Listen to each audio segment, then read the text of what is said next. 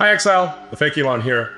So today marks the third week of the Path of Exile Abyssal League, and since our last major update we disclosed the potential of this build. A build we called probably the best overall Ritualist Hollow Palm build for survivability and content coverage. If you missed that, you can check the link above. We then did a mini update for a 10 times faster mapping speed, sacrificing a bit of tankiness. The result, I thought, was pretty impressive, and you can find that link above as well. I mentioned it might be the final update, but things have changed dramatically, and the community as always has found new ways to explore the versatility of this build. That is what we love about this game. Today, this is officially the final update. We're making some major changes to the ascendancy, the passive tree, and even the jewels and gear, including the best mapping belt, the Headhunter. So far, I've put about 200 divine ores into this build.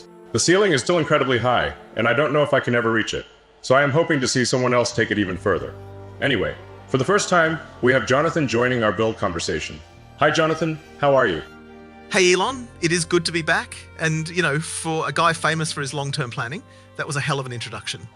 So, Jonathan, how do you see this build performing since our last major update? Well, Elon, I think this build has not only achieved what Mark and I would love to see in Path of Exile 2's design, you know, a multiple buff management system where you get stronger and stronger, but what we didn't expect is that it is kind of turned into a Path of Exile 1 zoom build. It is like a combination of both meters. Ultimately, I'll leave it to the players to decide, but overall, I think it is very impressive. So you're not going to be putting the nerf hammer on it mid-league, right? We did an interview with Talkative Try, and my answer is the same. We'll try not to do a mid-league nerf, but we'll have to see how it goes next league. Okay, that sounds convincing. So let's talk about the major changes. What is your take on the decision to go for 10 times faster mapping speed? Even if it means sacrificing a bit of defense. So, looking at the mapping ability, I can see that Stormwave, which was the main mapping skill, has been swapped for Tempest Flurry, Charged Staff, and Staggering Palm. This move is brilliant. Thanks to the attack speed on the gloves and some changes to the boots and belt, even though the energy shield dropped from nearly 9k to 6k, I wouldn't say the defense it is 1.5 times weaker. In contrast of that, I think the build is much stronger offensively and defensively. Oh, interesting. Why do you think that? Can you elaborate a little bit more on that? Yeah. If we look at the Headhunter belt, why is it a must-have for most of the meta builds? When your build is striking really fast in the hardest content, you are getting so many modifiers from rare monsters. The best modifiers, like Hasted or All Damage Shocked, give you faster skill speed and a high damage output. Then auras like Resistances or Temporal Bubble add to your defensive layers. These are hidden stats that not only empower your builds, but can sometimes be a complete game changer. That is cool. I hadn't considered the defensive power of the Headhunter. Yes, but do remember that this only benefits you while mapping. Where rare monsters existed, for a boss fight, you'll need to swap to a belt like the Darkness Enthroned belt for the attack speed. Got it. That is useful information. Next, we continue to explore some changes to the build. We are using lower level of Tempest Flurry. Why is that? Well, if you look at the showcase video, Tempest Flurry isn't the main source of damage. It is there to help with faster movement, combo generation, and providing that crucial double shock. The higher level gem consumes a lot more mana per hit, and with how fast you are striking, it is important to find a balance. The mana leech from Walker of the Wilds and the mana gain from kills just can't keep up with a high level gem.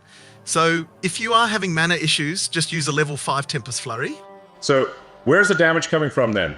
What are we using to clear maps, if not Tempest Flurry? That is a great question, Elon.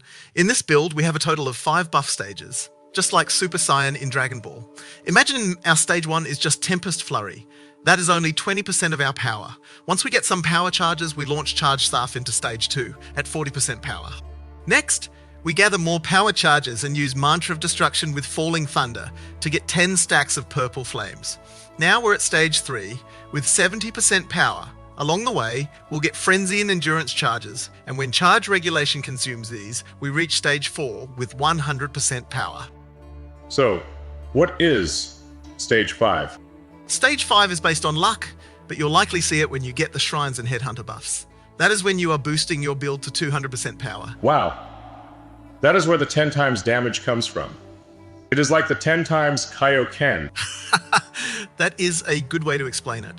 Okay, let's get back to Path of Exile, no more Dragon Ball. So, we understand the damage for mapping.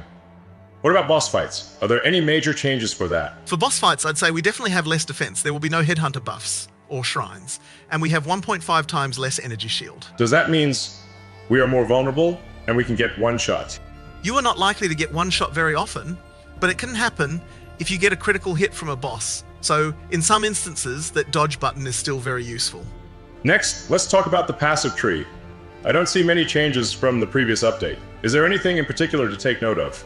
Yes, if you look at the passive tree, we're now using a 3 unique dual setup. 2 of them can be quite expensive. The Heart of the Well Diamond has huge potential to boost your build, but you have to check your budget to find the best deal on market. The Controlled Metamorphosis Diamond is not a must-have, but it will save you some points while granting the same damage. The Prism of Belief Diamond is the most expensive jewel in the build, but it is the least important factor. It is just for min-maxing and is not necessary. Thanks for the explanation. So, we've come to the most curious question. How do you rank this build against the current meta? And what are its strengths and weaknesses compared to a top-tier build, like the Lightning Arrow Deadeye? Okay, let's use a scale of 1 to 5, where 5 is the best. For a starter build, I'll give the Ritualist a 3 and the Deadeye a 4. During the campaign, especially in Act 4, you'll likely hit some trouble with the Ritualist since its ascendancy is mostly for the endgame. Survival and damage might be an issue during the campaign, but once you get to the Atlas, things change dramatically. I think most of the players are concerned about build cost.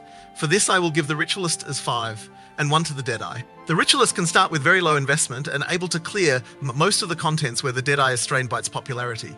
Everything is inflation along the way. For mapping, I will give the Ritualist as 5 and the Deadeye for the 5 as well. Both are incredible farming machines. For offensive power, I will give the Ritualist as 4 and the Deadeye as 3. Take note that this is based on 20 divine investment for the scenario only. For survivability, I will give the Ritualist as 5 and the Deadeye as 2. Again, this is also based on 20 divine investment for the both builds. So what if I have a few mirrors sitting in my currency tab willing to spend? I'd say the Deadeye wins all with that kind of investment. Wow. I guess not every player is like me, huh? Elon, we do not encourage real money trading. Just kidding. All right, but that's it for our build discussion. Thank you, Jonathan. Thanks, Elon. It is good to be here. So this is it. If you have any questions for Jonathan, feel free to leave a comment down below. If you like the video, do like and share, and that is our biggest motivation to carry on. We will see you in the next video. See ya.